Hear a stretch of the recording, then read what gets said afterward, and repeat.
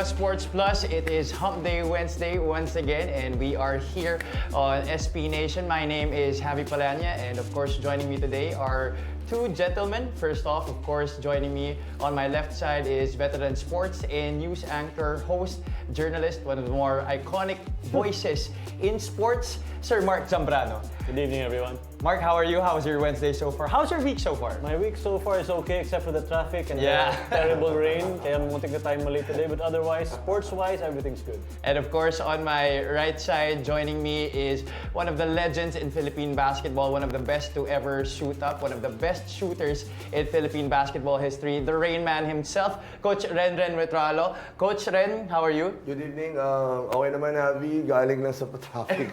Like Mark said, sobrang traffic going here. And you know, we have a lot of, we have 3 hot topics lined up for you today. But first, of course, we want to invite you to register on sportsplus.ph to elevate your live sports experience. We've got you, whether you're a sports fan or just someone who loves the thrill of the game, we've got you covered. Remember to register on sportsplus.ph. Let's now introduce our hot takes for this evening's episode on SPNation. Of course, first off, we have very controversial topic, which is when Junmar Fajardo, an 8-time PBA MVP, have won all these 8 MVPs if he played in the early 2000s with the likes of The Rock, Asitaw Lava, The Man Mountain, Ali Peak, or Major Payne, Eric Mick. Our second hot topic that we are going to talk about in this evening's episode of SPNation is the Ateneo basketball program embarking on another era of so-called dark age dito sa kanilang 0-3 start na nakukuha nila sa start ng ating UAAP season. And of course, our last hot topic that we are going to talk about is Caitlin Clark of the WNBA worth all the hype that she's been getting so far? All right, let's dive down into it. Let's go into our first topic. And Junmar Fajardo, he has won his 8th MVP award, and in a recent vlog by the PBA Moto Club, Rico Meyerhofer, Ryan Aranya, Jerwin Gaco, yun na nga, umingiti. Puro mukha na salin to, Coach Ren, ha? All of these guys, they mentioned that si Junmar Fajardo, if he played in the early 2000s, sabi ko na nga kanina with guys like The Rock, Asitaw Lava, Major Payne, Eric Mick, The Man Mountain, Ali Peak, and of course, meron pa mga Jun Limpot, mga Dennis Espino, nakabutan niya pa si Marlo Aquino dun sa early 2000s. They were saying na he would not have had won 8 MVPs. Ang sinasabi nila, 2 MVPs, 3 MVPs at most. Alam ko, Coach Ren, marami ka masasabi about that because this was also your era, the early 2000s. So I'm going to ask Mark Zambrano first. Mark, what would you say about this? What would you say about how the PBA Moto Club said about the 8 MVPs hindi daw makukuha ni Junmar yun? Well, ako, I had the honor of covering some of the PBA games, including the time when Coach Ren was still playing, and some of the names that you just mentioned, I saw them in action. It was a totally different league back then. Maybe I guess the league that we have now adapted to yung outside game a la Steph Curry. So now everybody's shooting from the outside. It's a totally different game if you talk about game-wise. Pero player-wise, tingin ko itong si Junmar will still get some MVPs, but not 8. Yun ang sa tingin ko. Because again, yung banggaan nun iba eh. When you see Eric Mink defending nung time na yun, it was really a sight to see.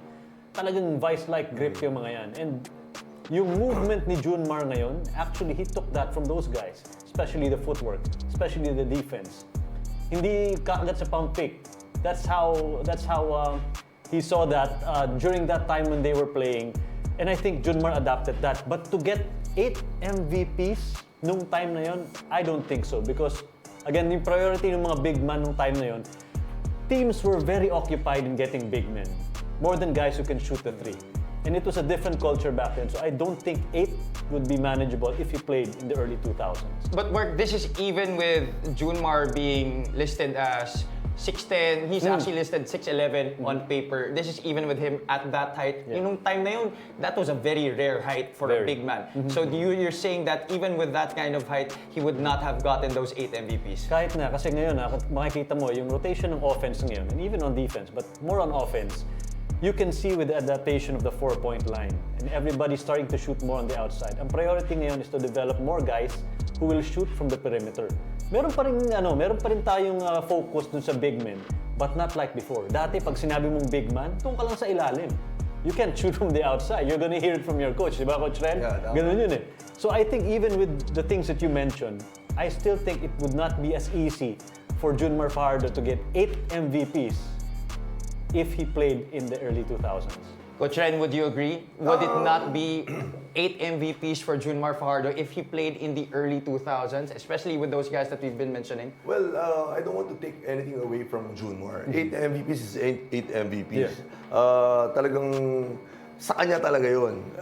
But when we're talking about Asi, Menk, Pick, sama na natin dyan sila Dennis Espino, like Mark said, it's a different story. Because those naging teammates ko lahat yun eh.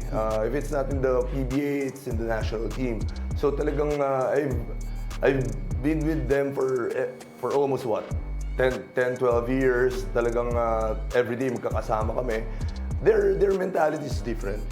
Pag napansin mo nga yung PBA before, every year different MVPs eh. But yeah, like what the vlog said, like mga kaibigan natin doon, it's going to be different. Kasi si JJ nagsabi, may isa na siya dun eh. Paano magiging 8 yun? Yan na nga, tama. Well, that's a lot of credibility coming from a PBA MVP and Mr. Fast, right? Baka 7 lang kasi na kay JJ na yung isa. Yung isa pa na kay Mark. Tama. So, tapos si James pa, di ba? So, it's really different. So, minsan yung mga guards nagdo-dominate din, like Marco Kiwa, JJ Helterbrand, Kenneth Doremdes also.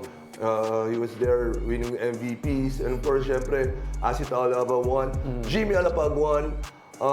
So, it's a really different game. Like, sinasabi nga nila, it's a guards game today. Yes. But si Junmar yung nag-MVP because it's different now.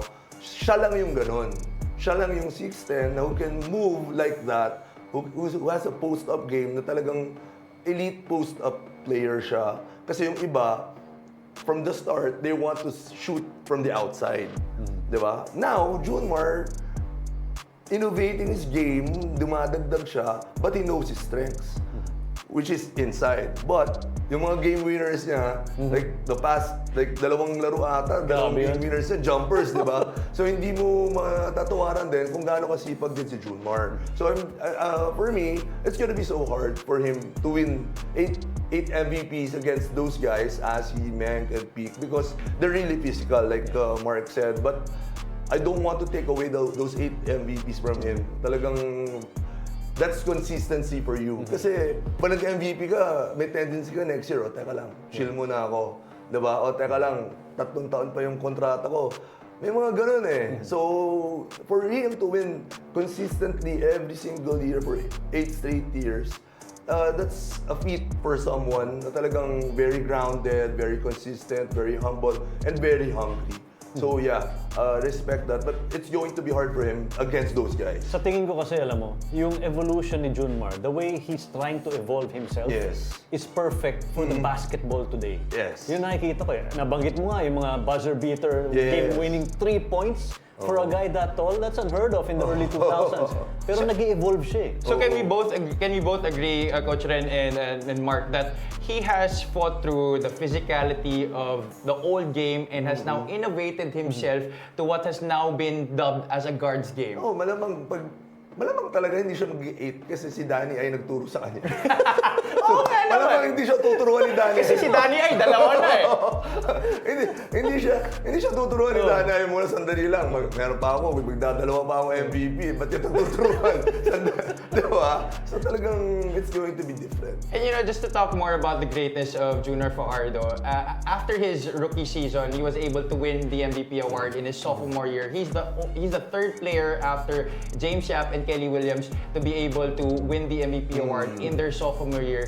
And in his rookie year, he was averaging 12.2 points per game. Tapos after that, incremental na yung naging point increase siya. But Mark, talk to us more about how these guys would have challenged specifically, not just on the physicality though, yung game ni Junmar Fajardo now. You know, let's imagine how Junmar would actually play against these guys on the floor. I mean, you called those games before. Pilian natin yung isa. Ha? Let's talk about Eric Menk. Okay. Primarily, Eric Menk's defense. Ito pong si Eric Menk, kung naaalala nyo kung paano dumepensa yan. But he's not called Major Pain for He no is reason. not called exactly. That's what I was gonna point out. Di ba ngayon, pagka nag-armbar ka, armbar, di ba? Mga referee natin, alam mo, nagbabantayan eh.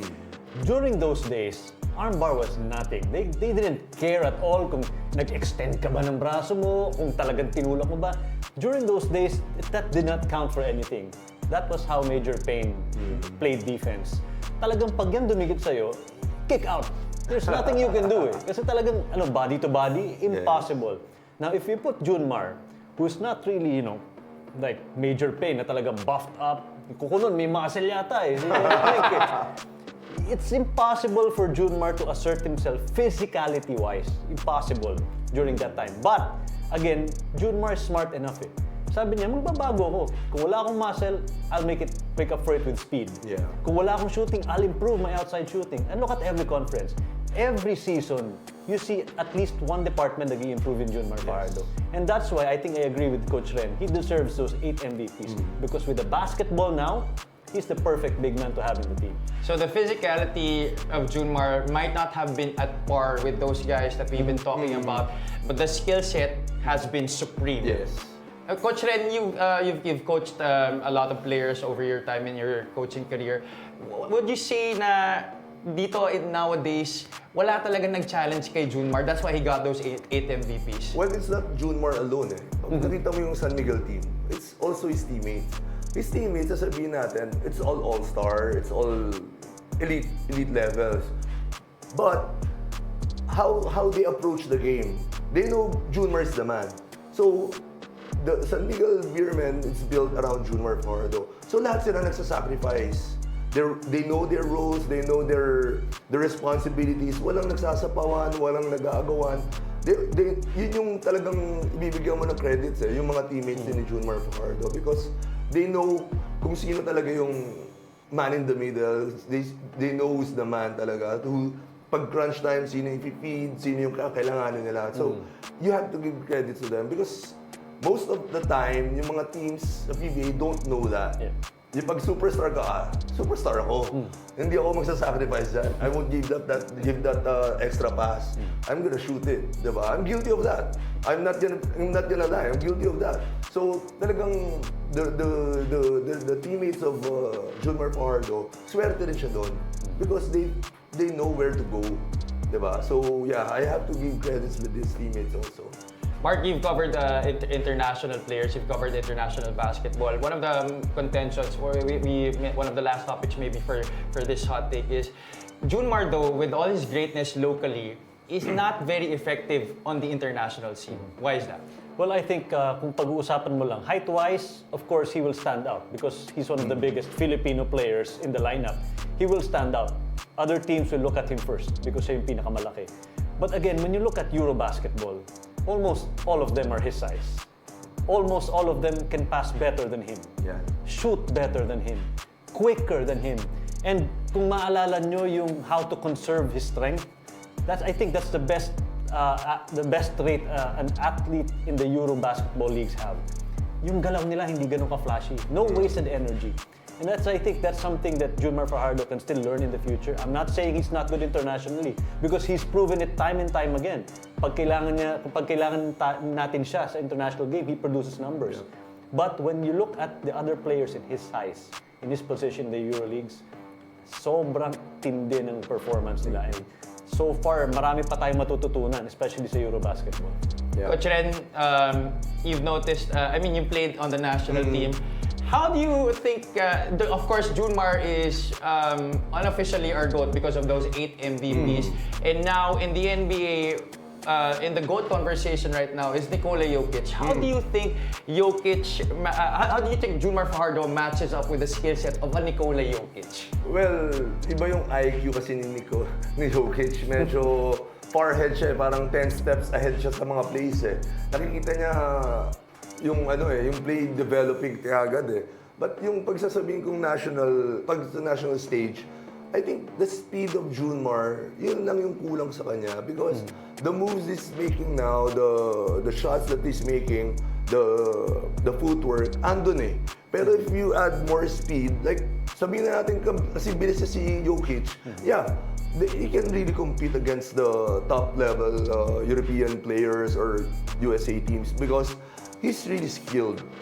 Yung pivot niya, yung footwork niya, yung outside shooting niya, every single, like Mark said, every single conference nag-i-improve siya, dadagdag siya ng mga facets sa game niya na wala before. Talagang he can really compete if yung speed lang talaga. Mabait ang Diyos hindi binibigay natin. Pag binigay pa yun, ewan mo na. Ayun na nga. Wala Kasi dito, yung physical wala attributes dito yun. nandun na eh. Nandun na yung Oo. height. So kung yung speed binigay pa eh, baka nga wala na nga tayo makita ni Nikola Jokic so far. Mga Sports Plus, make sure you also chime in and comment on our Facebook live feed to make sure we see your comments about the topic. First topic pa lang yan. Let's move on to the next topic. And this is also very interesting and I'm sure both our panelists will have a lot to say about this. Our next topic is the Ateneo basketball program headed for another so-called dark age with this 0-3 start that they've had in the Tom Baldwin era? Mark, I'll ask you first because yung katabi ko kasi Lasallian to eh. We're talking about Ateneo here. So I'm gonna start with you first again. Ateneo, they started 0-3 this season, season 87. They went up against UP, UST, and LaSalle. These are teams that are combined 7-1 in their win-loss record. And Ateneo, so far, they are in the bottom half of almost all crucial stats. What can you say so far about this comment of a lot of naysayers and also actually a lot of people within the Ateneo alumni community saying that this might be headed for another dark age, just like what happened in 2013 and also just like what happened in the era of Coach Renan Matualo? Just to get this out of the way, I was in Ateneo grade school, high school. Ayun pala eh! So, nakita ko kasi May gumaganon Atenista siya. pala sa may Lasalliano. This is Gumaganon perfect! Nakita ko gumanon si Coach Ren eh. Sabi ko na ako kailangan. Okay. Get this elephant out of the Okay, room. let's go.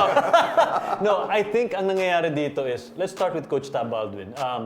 Kung pag-uusapan natin si Tab, even the way he coached Gilas, this guy was never in a hurry.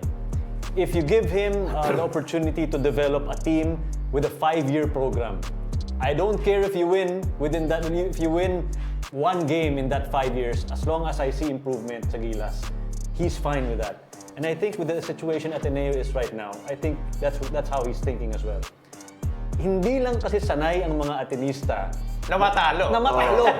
Especially now that you have a name like Jared Bahay with all the hype of this young man coming from Sasafi and hopefully it's the next point guard ace of Ateneo. And then dagdagan mo pa with the Tab Baldwin who is like the best college coach bar none ngayon. Kaya nagpapanik yung mga tao. But kasi kung pupuntahan mo yung numbers guys, talaga namang kapanik-panik. In the first 3 losses, 35.5% from the field. My goodness, we're talking about Ateneo here. Sa 3-point line, 16.6%. Sa rebounds, talo sila 151-116. Sa assist ha, 60 to 55. Those figures, they say a lot. But again, as Coach Tab said, hindi naman pwedeng sabihin na dahil ganyan yung first 3 games namin, hindi kami mag-i-improve. He's putting so much trust in his players. He has players na nagbibigay ng double-double performances, but not consistently. And I think he's just giving them time to get into the rotation, to get used to how it is to play na walang established superstar, na walang yung hype of a powerful starting 5. Wala sila nun eh. So, remains to be seen. But I think this is not a cause for alarm. 0-3 start in the season is not that bad. May laban pa naman kayo. So let's see what's gonna happen. Because the last time the Ateneo Blue Eagles started in 0-3, this was right after the 5-peat era of Coach Norman Black when Coach Bo Perasol took over. But this is a much more different team than what Coach Bo Perasol had in the day because Coach Bo actually already had a veteran-laden team at that time. He had Kiefer Ravena coming into his 3rd year and he had Chris Newsome coming into his 1st year. Ang nawala lang naman nun sila Nico Salva. Coach Ren, do you agree with this? Is Ateneo moving into another dark age era? Walang Atenista flavor yung sagot ko. Nililinaw ko lang. Ako yun, point of view ko lang ng ano yun. Talagang walang Well, pag nakita mo kung sino yung mga nakalaban nila, it's UP, UST, and Lasal. I feel, or I think, yun yung top 3 teams now. Medyo mahirap talaga if your team is a young team like Ateneo. Ateneo is a young team. I'm not giving excuses for Ateneo kasi talo talaga sila eh. So, ba't sa akin ka nakatingin? Grabe siya. Sa akin talaga, yun lang natalo talaga sila. Sa akin nakatingin. hindi, pero kasi yun may numbers eh. Di ba numbers Coach Ren, sana nga nag-green pa eh. Kasi si Mark naka-blue eh. Oh, hindi ko sinadya. Kasala ko na lang yung jacket. Hindi, pero numbers don't lie. Talagang, Ateneo fought against the top 3 teams that I think papasok sa top 4 or sa final 4. If you're playing against those teams, talagang mahirapan ka pag meron kang young team. Like Mark said, Coach Tab is very patient developing players. He's not in a rush. But syempre, fans are very impatient. They expect more from the Ateneo side. So kasi talagang gusto nila manalo. Of course, they're supporting. Sino mang ayaw manalo, Especially if diba? you spend so much. Exactly. Yeah. Even the fans, talagang nag-invest ng emotions eh. Emotions. Oo, they're very hyped up because ang dami ng magandang recruits, di ba? So talagang, yun yung syempre, normal yan as a fan. But if you're looking from a coach's point of view, ang lalakas ng kalaban nila. Di ba? Well, actually, Coach, ang nangyari nga, di ba, if we're gonna try to break down those 3 games shortly, ang nangyari sa third quarter lang talaga sila natalo eh. They kept in step in the first half, but then in the third quarter, they were outscored badly. Yes. Again, they're young. Pag matanda yung team or pag veteran yung team, pag first half, alat sila or they're struggling, didiin talaga ng third eh.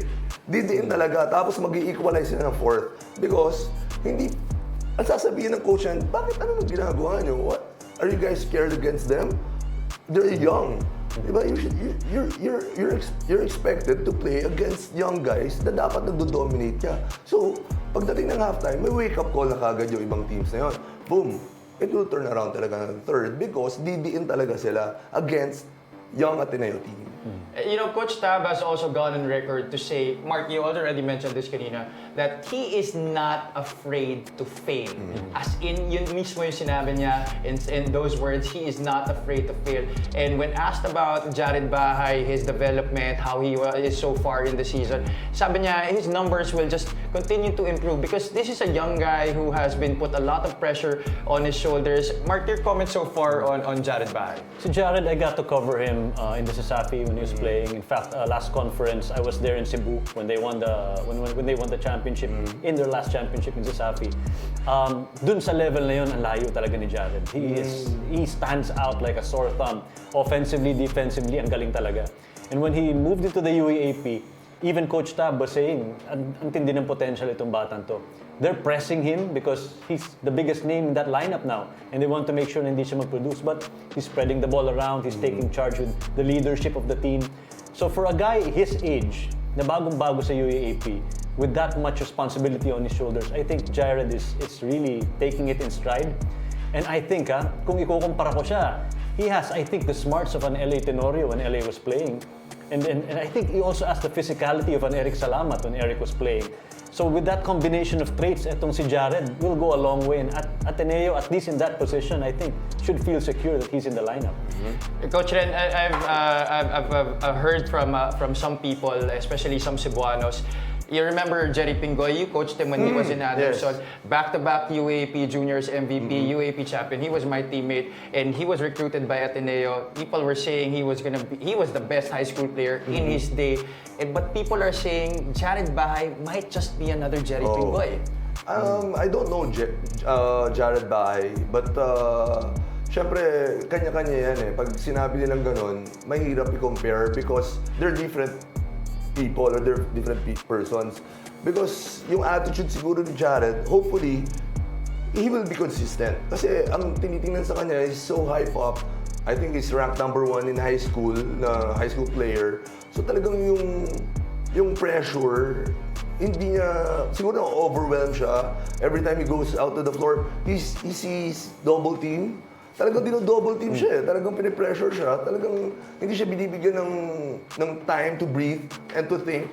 Talagang he has to protect that basketball. And at the same time, he has to execute those plays. He has to run the show. So it's really different if si Savi, then you're coming up the UAAP, it's a different story. Because right now, like Mark said, siya yung pinaka-hype na player na coming in college. Hindi papayag yung ibang teams na makakaporma siya. Because nakita nila maglaro, angat na angat si Savi. So, they're expecting na gano'n din ipapakita niya sa UAAP. That's why the defensive schemes of other teams are really concentrated on him. So talagang, it's time for him na parang, nakikita ko naman he's giving up that basketball. He's making plays for his teammates also. And some of his teammates not making the shots also or not making plays also. So it's really a collective effort, not just Jared Bahay. And to add on to that, I think this kid has something to prove. There's a little bit of an issue between UP and Ateneo before he even suited up for the blue shirts. That's correct. So I think he's trying to prove to the Ateneo community that he belongs to play there. He played for Ateneo in high school anyway, so tinuloy lang niya. But again, there was a slight hiccup with the UP community. But I'm sure si Jared is trying to prove that he belongs in that level, playing for the blue shirts. Aside from Jared Bahay, maybe a last touch on this topic, no? Mark, what could you say about the non-inclusion of Chris Kuhn in the final 2 games of that 0-3 start for Ateneo? How big that impact that 0-3 start for the Blue Eagles? Especially because tinitingnan siya bilang one of the leaders of this Ateneo team this season. It came from Coach Tab himself that Chris is an extra body to have, Yes. and they need all the bodies they need right now to get over the 0-3 slump. So Chris, I think, might have a chance to play in their next game. I think the injury was not that bad. So that's something na inaabangan ng Ateneo community that Chris Kuhn can probably suit up. They need him badly. They need his power, they need his consistency. Well, hindi naman pwede sabihin consistency because he still has a lot to prove. But the way he played, at least yung fervor, yung energy ni Chris na binibigay niya sa lineup, when he's on the floor, Ateneo will need that badly right now. All right, so both Coach Ren and Mark have maybe agreed that it's not going to be a dark age quite yet for the Ateneo Blue Eagles with this 0-3 start. All right, mga Sports Plus, don't forget to chime in on our comments so far. We've talked about Junior Fajardo not getting those 8 MVPs if he played in the early 2000s. And of course, Ateneo going into another so-called dark age. Let's get into our last topic for this episode. Is Caitlin Clark of the WNBA worth the hype? Now, Caitlin Clark, college pa lang siya, talagang grabe na yung talk about her, especially right now. I think she's one of the main reasons why women's basketball internationally has really seen a rise. Coach Ren, do you agree that, is it, kasi ang sabi ni Charles Barkley, there's some petty jealousness. Ang sabi naman ni Shaquille O'Neal, professional jealousy naman ang nangyayari. Is it worth the hype that Caitlin Clark is getting? Yeah, kasi pinapanood siya ng tao eh. She's very exciting to watch. Talagang she's a deadly shooter. She dribbles the well. She handles the ball well. And talagang narurun niya na execute yung mga plays ng mga teammates niya. And she delivers. Although I don't know yung standing sila talagang if they're gonna make the playoff. I think they're gonna make the playoffs. They are gonna make the playoffs. Yeah. So, yeah, yun yung sinasabi. Jealousy is jealousy. I don't think there's professional jealousy. May sakit yun eh. Di ba? Ng tao na parang if you're gonna talk behind their backs, talagang wala tayong magagawa na doon. Kaya nga ako, I just be myself all the time because may masasabi naman ng mga tao kahit anong mangyari. Maganda man ang gawin ko o pangit man, may masasabi Pero ikaw, sila. Coach Ren, during your time when you were a player, syempre, okay, when you were a veteran in the PBA or in the UAP, when there was a young stud coming in and they were talking a lot about him, tas yung attention medyo na-veer away na sa'yo, ano yung nafe-feel mo at that time? Wala naman. Wala. Kasi ako parang I just, like for example, mga teammates ko coming in, mga bago, syempre excited lahat ng tao dyan because he's new, he's performing, he's an athletic guy, he's fast, he's exciting to watch. It's normal. it's normal for people or for fans to be excited about. And then he will hit 7 3-pointers in that game. That's correct. Just to prove a point. Hey, young guy. Rain Man tawag sa akin. I'm still Renren Rutualo. I am still here. And for you, Mark Zambrano, you've covered a lot of players a la Caitlin Clark in local basketball and even internationally. And I'm sure you've caught glimpses of Caitlin Clark during her rookie year here in the WNBA. Do you think all of these things that Charles Barkley and Shaquille O'Neal are saying na, kasi sabi ni Shaq, you also should give the flowers back to sila Diana Taurasi, nandyan pa. Candice Parker is still playing in the league. And then you have Aja Wilson who's looking for another MVP season this year. Do you think that tama yung mga sinasabi na jealous lang naman sila kay Caitlin Clark? May point siya. Pero ako, I will paint a different picture here. I'm gonna veer away from the numbers. I'll just paint a different picture. Nung nagsimula ang WNBA, they needed players to represent the league. And they started building up the Lisa Leslies and all those names, the Sue Birds and all that. Just to have someone that people will follow, and at the same time, pag finalo yung player na yun, follow na yung WNBA because they needed to grow the league. And now, with Caitlin Clark coming into the picture, skill-wise, saludo ako dyan. Yes. Galing talaga eh. Galing. Even Steph Curry says, man, this girl can shoot, di ba? I mean, and for a shooter like She that, can shoot. She can shoot talaga. But again, they built her up in such a way na parang gusto nilang gawin yung ginawa nila nung simula ng WNBA. But it doesn't work as fast now. It doesn't work as good now because you have all the other players, like you mentioned. Sila Aja, sila lahat na naglalaro And even pa. we didn't mention Sabrina Ionescu, Di ba? who's Exactly. also up and coming and one of the bigger stars in the WNBA. And when you nowadays. look at the figures right now, the numbers of Caitlin Clark, kung ikukumpara mo doon nagsisimula yung mga Sue Birds, nung nagsisimula yung mga Lisa Leslies, when they were averaging 27, 26 points a game, ang layo eh. I think she's just averaging 19 points and 6 rebounds a game. But the thing about her is she's now set the WNBA single season assist record. Assist record. So again, there's a different mentality when you look at it that way. Skill-wise, walang problema dyan eh. She can shoot and everything, but how she can maintain that compared to all the rest na binild up yung pangalan pero ang tindi ng pinakitang laro, that remains to be seen.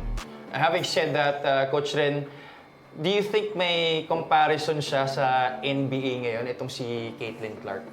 It's hard to compare. Pero nakikita ko sa kanya, bakit siya talagang inaangat or inahype? Maybe she's marketable. Maybe madaming may favorite sa kanya. Nakikita ng tao yun. The way she plays, the way she carries herself. Maybe, kaya siya nagiging favorite, kaya siya inaangat talaga, or kaya siya inahype. Siguro yung iba, walang ganong charisma, walang ganong riz, walang ganong aura. So, maybe ganon, di ba? So, talagang, pero pag compare mo sa NBA, masyado na malayo ang NBA players eh. Like, pag dinala mo kahit saan yan, kilala na yan eh. Di ba kahit niya, sila Kyle Kuzma punta dito, kahit sila whoever na Austin Reeves, pinagkakaguluhan natin eh. Because, they're NBA players. So, it's really different. If a WNBA player come here, I don't know if it's really ganun kagulo yung mga tao. Kaya hindi ko maintindihan eh, why they always bump the WNBA with the NBA, get a player from It's WNBA. different. It's different. It's very different. Hindi siya same category. Hindi. Even the salaries are different. Yeah. Even it's a young league. Yes. The WNBA is a very young league And compared to the players decades. from both leagues have said that it's really incomparable. It's not fair. They shouldn't compare the two leagues or the players in both leagues. And in terms of marketability, in this age of social media, talagang importante talaga na you know how to market yourself, you know how to carry yourself, especially in front of the young fans. Kasi yan ang bubuhay sa liga, especially for the WNBA, which is a really flourishing league right now and up and coming, really being helped by the likes Buti of sana kung Caitlin talented Clark. ka na, guwapo ka pa. Parang Ren Napakadaling i-market. Yun na nga eh. Diba? Nagpo-produce na ng numero, ang ganda pa sa camera, kasi nag-cover ako sa kanya. So alam ko. It's my pleasure to be sitting alongside two legends right now. Ayan, But pinatanda mo na naman kami, Javi. Maraming salamat. Alright, we've been talking about social media. Let's check out the comments of our SPNation fans who have chimed in on our topics for this for this episode of SPNation. Tingnan natin, Titi of Manila, great to see my idol Mark Zambrano doing this again. Pinapanood ko yan sa PBA at Sports Tech dati. Walang kakupas-kupas. Di ako nagsabi na pinapatanda ako kayo, ha? Huwag niyo na po hanapin yung date ng sports nest. Kasi mabubuko po ako. Pero maraming salamat sa sinabi mo. Bless. Actually, ang setup ngayon, dapat si Mark ang mag-host. Pero sabi ni Mark, para may iba naman, siya naman daw magpa-panelist. So, ngayon ganito yung naging setup namin. Kaya ako na lang yung naging Mas fresh po kasi. Okay na tayo doon. Alright, let's move on to our next comment. Let's check it out from Binoy Buisan. Hindi naman sa matchup yan eh. What they trying to say, marami siyang makakalaban para sa MVP noon. Lahat ng team noon may isa o dalawang MVP caliber players, lalo na kung 90s. Di katulad ngayon, 2 or 3 lang kalaban niya sa MVP. Yung isa teammate niya pa, si CJ Perez. Okay, I'll ask you both. Yeah. I read an article from Sir Charlie Cuna. I think he wrote it 4 years ago. But he was writing about that era, the early 2000s. And he was saying that yung 2000s era, it's easily forgotten because of the parity that era had. Do you agree? Parity that era had. It was really funny for me to read because this is now the issue nowadays. Kakalimot-kalimot kami. Doon siya galing eh. Yun na nga eh. The way I see it kasi ganito eh. Kung yung sinabi ni Binoy na yan, kasi nung time na yon, when you look at the lineups, I don't know if it was sheer coincidence, but in the lineups, especially the starting 5, ang daming superstars per team.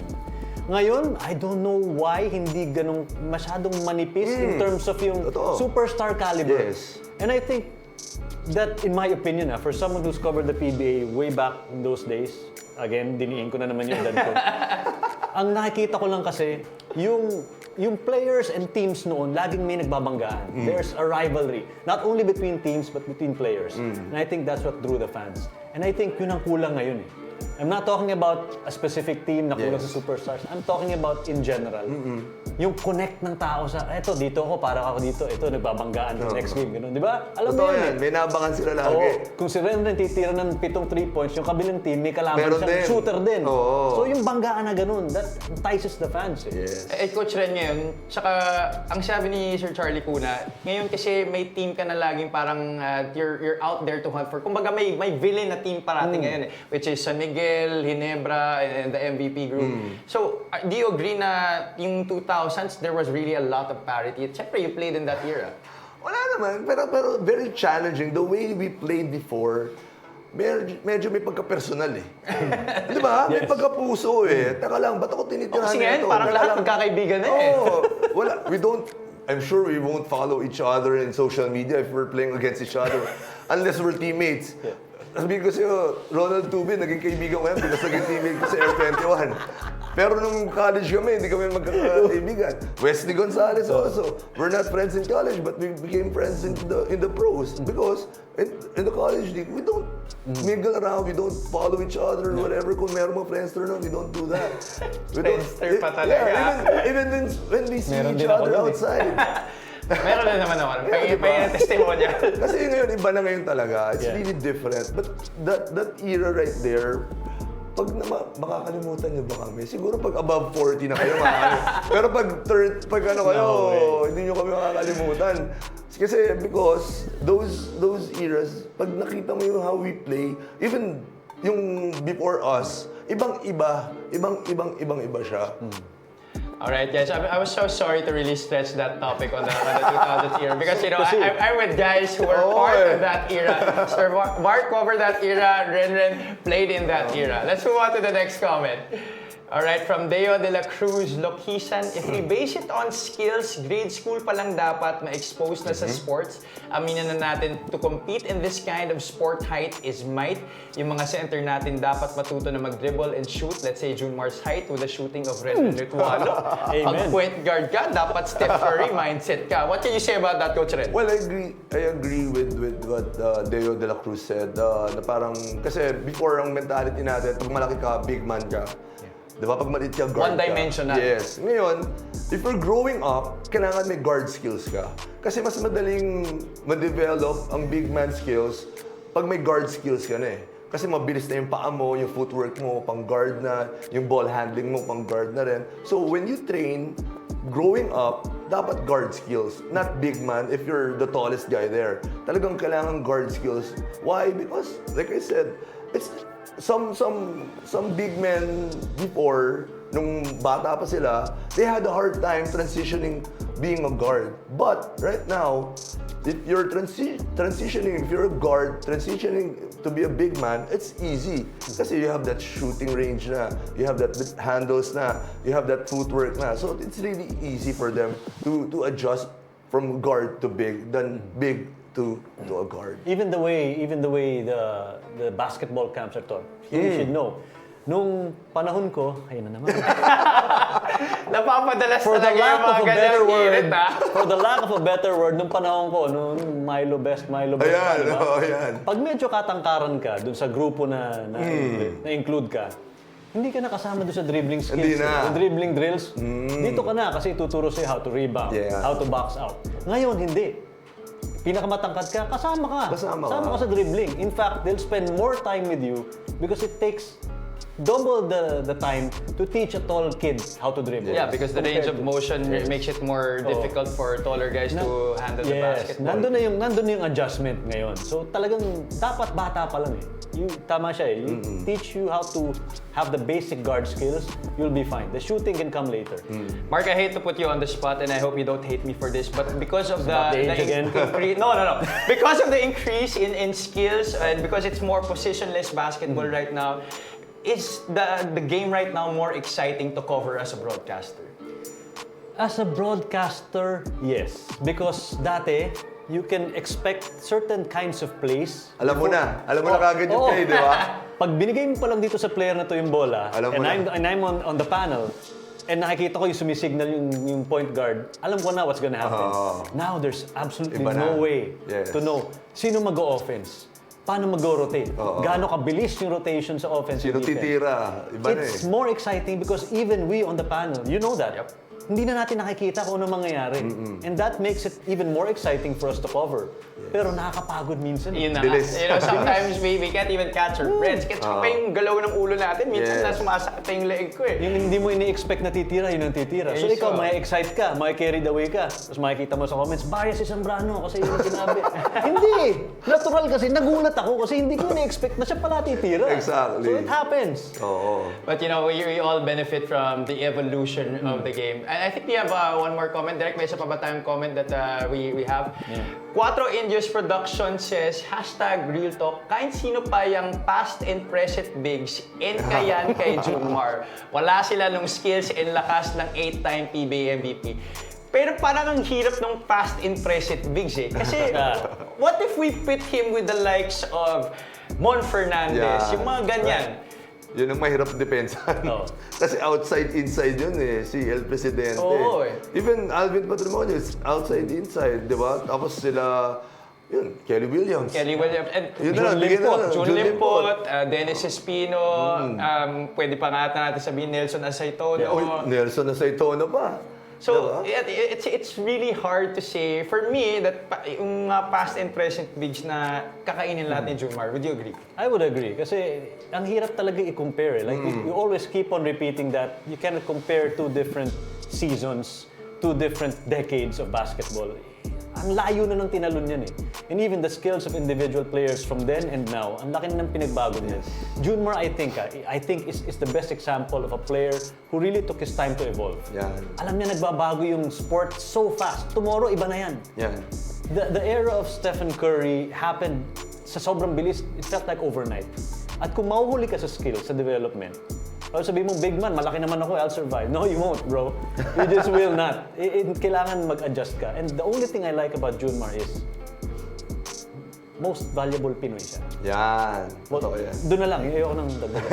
Okay, ito, last question about this comment. Would you both agree that Junmar Fajardo might just be the most transcendent Filipino basketball player in terms of playing in all eras? I'm not saying na kakainin niya lahat ng mga players, but like what Cuatro Indios Production said, but he can play and compete and be a major factor in all the eras of Philippine basketball. Yes.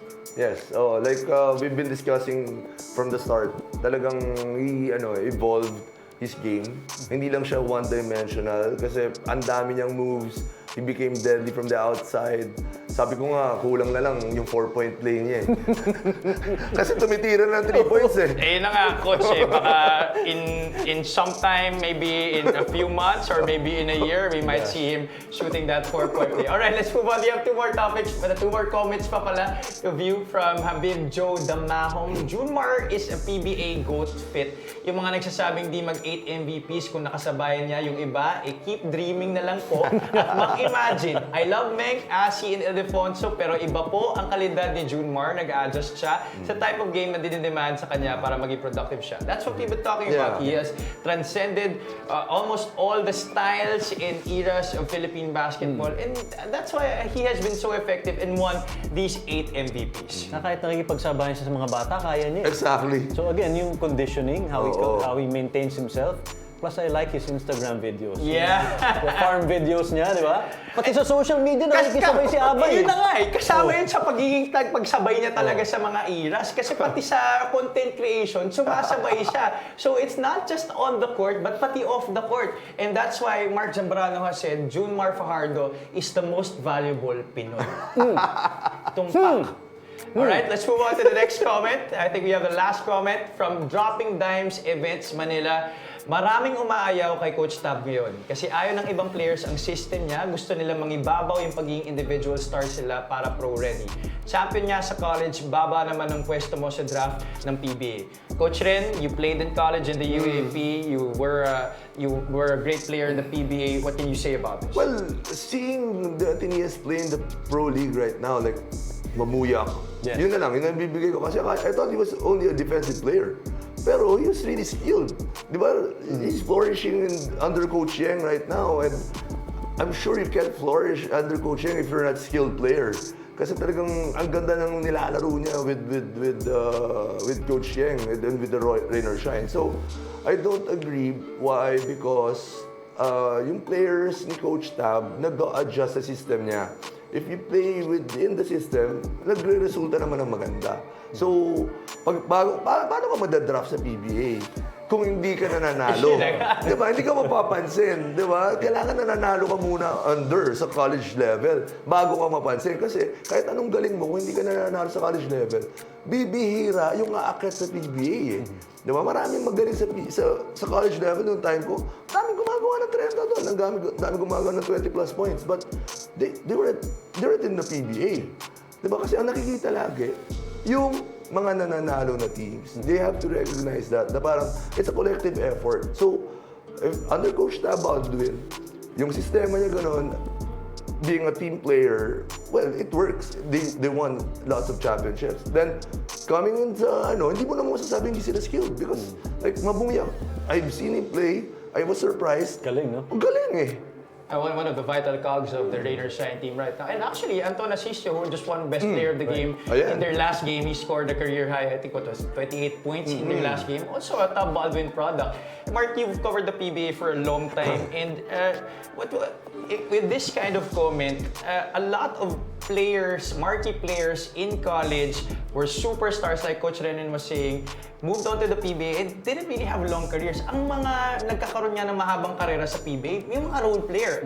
Like for example, Anjo Karam. Oo, mga tenista. Mga tenista? Mga tenista. Ang haba naman kayo sa PBA. Mga nasaliano ba, Coach? Hindi, maaga kami.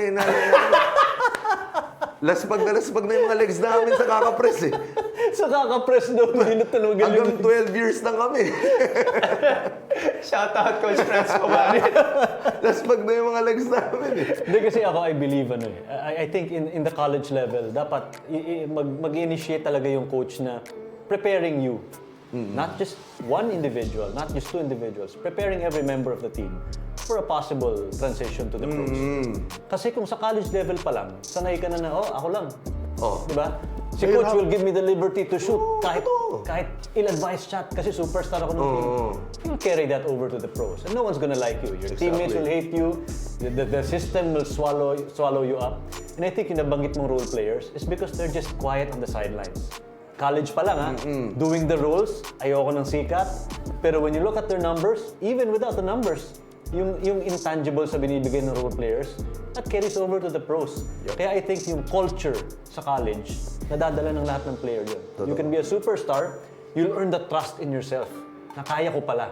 But yung recognition na I have teammates to go along with me, you'll bring that to the pros. And I think that's what Coach Tab is doing. And that's our SPNation episode for tonight. It was such a fun episode with such a lot of hot topics, interesting topics, and we do appreciate the comments from all our fans who chimed in on our Facebook page. Abangan nyo ulit on Friday for another episode of SPNation. Thank you so much for everybody that joined us. For Mark Zambrano, for the Rain Man, Renren Nutualo. This has been Javi Palanya. Kita-kita ulit tayo dito sa SPNation. Good night. Everybody knows preparation plus opportunity equals success. I remember going back to my parents and just like crying. I'm like, I don't really want to play anymore. This is not for me. But like my parents, my brother was there, my sister was there. Obviously, I don't want to let them see me cry.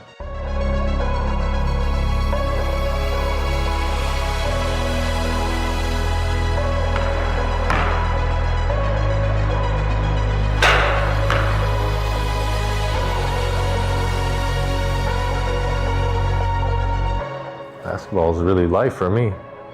Everything I do since I was young too. Didn't take no vacations. I was just all basketball.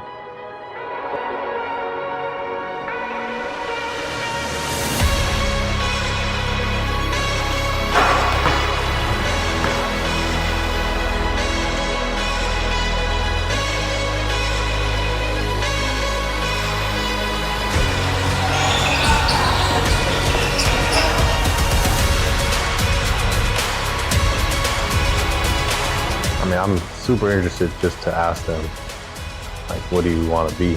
I guess that's something I should do.